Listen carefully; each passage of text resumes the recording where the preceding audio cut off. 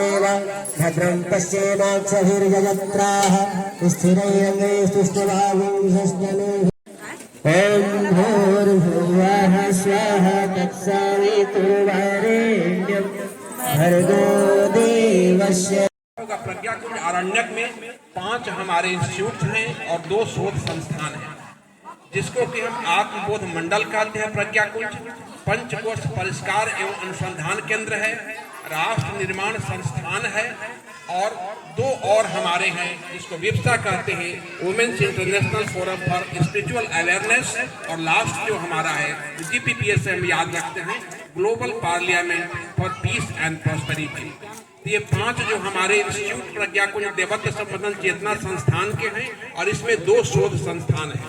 जैसा आपको पता होगा, परम पूज्य गुरुदेव आज के दिन में हमारे बीच में प्रखर प्रज्ञा और सजल श्रद्धा के रूप में हमारे हृदय में विराजमान है।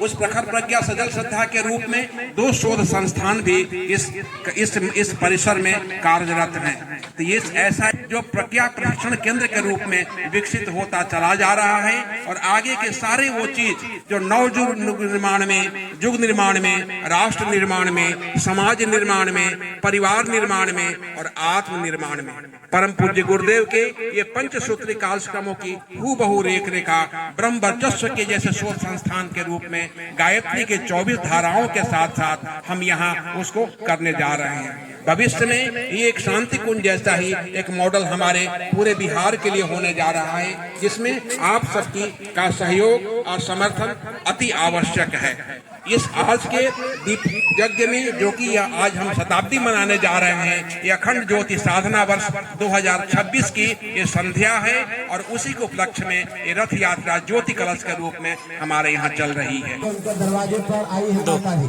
जय गायत्री माता की जय। न हाथ काम करता है न पैर काम करता है, तो क्या कौन करता है? ये चिंतन। ये जब मन कहेगा, दिमाग कहेगा यहाँ चलना है प्रज्ञा कुंज में, तो आपका कदम धीरे धीरे बढ़ेगा, आप प्रज्ञा कुंज में आएंगे। यही दिमाग से सारा काम होता है। तो यदि हमारा दिमाग ही दूषित हो, चिंतन दूषित हो, तो घर परिवार में सुख शांति कहाँ से आएगी? नहीं आएगी ना। तो अपने चिंतन को शुद्ध करना है, और चिंतन कैसे शुद्ध होगा? उसके लिए गायत्री माता के गोद में बैठना पड़ेगा। आप विचार करें, बिना बैठे हुए, बिना सोचे हुए, बिना चिंतन किए हुए आपके दिमाग में सद्विचार आएगा ही नहीं। इसलिए ऋषियों ने बताया कि अपने अंदर मनुष्य देवता बने, बनेगा धरती स्वर्ग समान। यही संकल्प हमारा। आखिर देवता बनेगा कैसे? अपने चिंतन से बनेगा। और चिंतन आएगा कहाँ से? जहाँ चिंतनों का पुंज है वहां से आएगा। वह चिंतन का पुंज, सद चिंतन का पुंज, सदबुद्धि का पुंज वंदनीय माता जी, गायत्री माता और गुरुदेव भगवान, उनके गोद में आप बैठिए। इसको कहा जाता है उपासना। नजदीक बैठना। आप जिसके नजदीक बैठेंगे वैसा ही गुण आएगा। अगर चोर के नजदीक बैठेंगे, शराबी के नजदीक बैठेंगे, खैनी खानों के नीचे नजदीक बैठेंगे, तो धीरे धीरे कल भी आप ऐसा बन जाएंगे। इसीलिए उपासना का मतलब होता है कि नजदीक बैठे।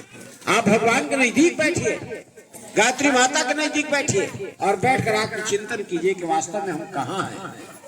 कहीं हमारा स्तर ऊंचा है क्या नीचा हो रहा है? कहीं गलत चिंतन तो नहीं आ रहा है? कहीं दिमाग में राक्षसी वृत्ति तो नहीं आ रही है? अगर राक्षसी वृत्ति आ रही है तो उसको निकालने का प्रयास करना और सत्प्रति पर बना, यही हमारा मूल धर्म है। ऐसी को कहते हैं देवत्व संवर्धन। दूसरा पॉइंट आ जाता है उपासना के बाद में साधना। साधना किसको कहेंगे? अगर मान लिया निश्चित आप समय कर लिए कि हम 5 बजे भोर में जगेंगे या 5 बजे साधना करेंगे, तो मन तो स्कती आएगा, कहेगा कि सब लोग सोया हुआ बड़ा रजाई में आनंद मिल रहा है, उठने से क्या फायदा है। लेकिन नहीं, थोड़ा टाइट करना पड़ेगा और अपने आप को एक निश्चित लक्ष्य की तरफ जाना पड़ेगा। तो उसको कहते हैं साधना। साधिए थोड़ा। सब साध कर आगे बढ़ा है। संसार में जितना महामानव पैदा हुए, वैज्ञानिक हुए, कलाकार हुए, विद्यार्थी हुए, सबने अपने आप को साधा, तब जाकर उस स्तर पर बढ़ा। तो हम सब अपने आप को साधेंगे और ऊंचे सतही चेतना से जोड़ने का प्रयास करेंगे। तब आता है आराधना। आपने कुछ पा लिया तो यही गांव गांव जन जन में घूम घूम कर अब दीप से दीप जलाने पड़ेगा। गुरुदेव ने क्या किया? अपने जीवन में उपासना किए, अपने आप को टाइट किए, साधे, विपरीत परिस्थितियों में भी वे कभी विचलित नहीं हुए। हिमालय में जब जा रहे थे और जाने के बाद जहाँ ठहरे हुए थे, ऊपर से बूंद बूंद वर्षा होने लगी। मन में ऐसा भाव आया कि कहाँ से हम आ गए।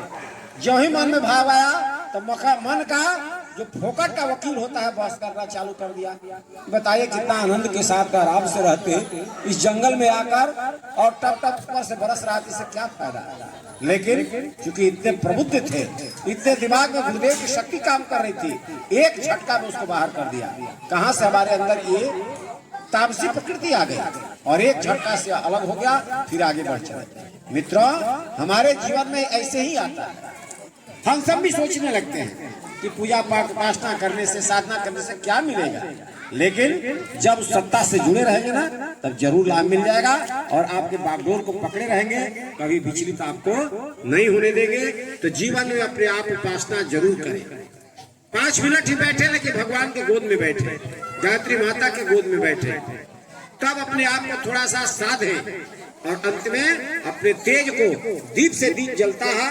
इसी का परिणाम है कि आज गांव गांव जन जन में अखंड ज्योति और गांव गांव में जन जन में आपका विचार पहुंच रहा है, गुरुदेव का विचार पहुंच रहा है। बोले गुरुदेव भगवान की जय। इस भाव के साथ में हम सभी अपने मस्तिष्क, अपने चिंतन को एक अच्छी दिशा में ले चलने का प्रयास करेंगे। अब कलश का स्थापन करेंगे। हम सभी रहता है जीवन में, जब करेंगे तो आएगा। जब आपके अंदर प्रखरता आने लगेगी तो आप समय दान भी करने लगेंगे, अंश दान भी करने लगेंगे। लेकिन पहले आप अपने आप को उपासना, साधना, आराधना से जोड़े। चलिए, कलश का पूजा होने जा रहा है। जो बने यहाँ पर आ जाएं कलश पूजन करने के लिए और कलश का पूजन करें।